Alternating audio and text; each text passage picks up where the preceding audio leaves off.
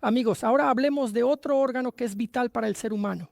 Es más, no se trata de un solo órgano. El ser humano tiene incluso dos de ellos. La persona tiene un solo estómago, un solo hígado, un solo intestino, incluso un solo corazón. Pero los riñones, el ser humano tiene dos. Y es porque los riñones cumplen una función aún más importante. Nuestros riñones son un filtro que limpia nuestro organismo de todas esas sustancias innecesarias para nosotros que se forman en el cuerpo durante el proceso vital. Saben, amigos, nuestro cuerpo está compuesto de células. Y nuestras células viven como un organismo separado, como un estado independiente. Nuestras células comen. Bueno, está claro que si comen, entonces también eliminan ciertos productos de desecho, hacen caca. Y la tarea de los riñones es limpiar nuestro organismo de estos restos, de estas cacas que eliminan nuestras células. Inicialmente cada órgano, cada célula se alimenta y la sangre lleva allí los nutrientes. Pero así como lleva nutrientes, también se lleva estas sustancias excretoras. Normalmente estas son sustancias nitrogenadas como la urea, el ácido úrico, la creatinina y otras. Y luego estas sustancias al entrar en la sangre son llevadas al riñón. A los riñones llega sangre sucia, en el riñón todo esto se limpia, se filtra y del riñón sale sangre limpia. Y todas estas sustancias nitrogenadas, los desechos tóxicos dañinos disueltos en agua, salen del riñón y se llaman orina. Y en esencia, la orina contiene estos residuos, todas estas sustancias innecesarias. Y nuestros riñones desempeñan un papel vital en nuestro organismo, ellos limpian nuestro cuerpo. Pero en nuestros riñones, como probablemente en otros órganos también, existen sus propios problemas. Y los problemas de los riñones consisten en lo siguiente. El primer problema, el riñón para limpiar mi organismo requiere una cierta cantidad de agua. Esto es un gran problema. Actualmente la gente no bebe agua. Para que los riñones puedan eliminar estas sustancias excretoras de 30 kilogramos de peso corporal, una persona necesita beber 1 litro de agua al día. Para 60 kilogramos, 2 litros. Para 90, 3. Y así sucesivamente. Y esto es solo para que los riñones puedan limpiar. Y cuando una persona bebe poca agua, los riñones no pueden limpiar. En primer lugar, todas estas sales que deberían eliminarse del organismo se quedan en las articulaciones y en la columna vertebral. El organismo se contamina, se llena de toxinas, pero incluso eso no es lo más grave. Lo realmente grave es que en el propio riñón se forma una orina altamente concentrada y entonces esa orina comienza a condensarse en arenilla y cristales dentro de los riñones. Primero se forman cristales de diátesis ácido úrico y posteriormente se desarrolla arena e incluso pequeñas piedras que al salir del riñón pueden atascarse en el uréter, lo que en cuestión de días puede llevar a la destrucción del riñón en forma de hidronefrosis, es decir, la dilatación y distensión del riñón. Por eso, este es un problema vital. La urolitiasis, es decir, la formación de arenilla y piedras en nuestros riñones, ocurre por una sola razón, porque la persona bebe poca agua. Y el segundo problema del riñón es que el riñón es el órgano más amante del calor en el ser humano. O mejor dicho, ni siquiera es así. No le gusta nada el frío. Nuestro riñón realmente no tolera el frío. Parecería que el riñón está ubicado en algún lugar dentro, bastante profundo en el abdomen, incluso hacia la espalda. Todo a su alrededor es cálido, los músculos, un lecho cálido. ¿De dónde puede venir el enfriamiento del riñón? El problema, amigos, es que el riñón de una persona se enfría debido a que la persona tiene los pies fríos. Así es la relación. Y basta con que nos resfriemos o enfriemos los pies para que de inmediato se active un proceso inflamatorio en el riñón. Incluso aparecen bacterias allí que normalmente nunca están presentes y se desarrolla pielonefritis. Y la pielonefritis provoca daños en el propio parénquima, en la estructura misma del riñón, tras lo cual incluso pueden formarse burbujas o quistes en el riñón. Esto también es una consecuencia de la pielonefritis.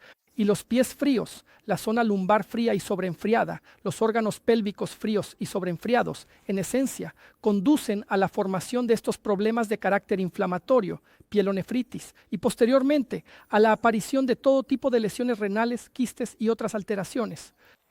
¿Cómo podemos ayudar a nuestros riñones con, por ejemplo, el proyector de turmalina de 2 esferas? Miren, amigos, cuando les hable ahora sobre el proyector de turmalina, lo primero que quiero decir es que este efecto solo funcionará si la persona asegura una ingesta suficiente de agua.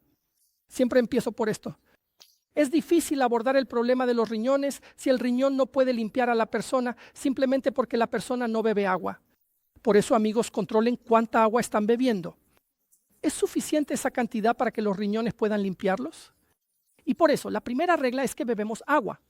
La segunda es que necesito asegurarme de que llegue suficiente cantidad de esa agua al riñón, que llegue suficiente cantidad de sangre. Y para eso tomamos el proyector, lo calentamos, pero aquí se necesita una temperatura bastante alta.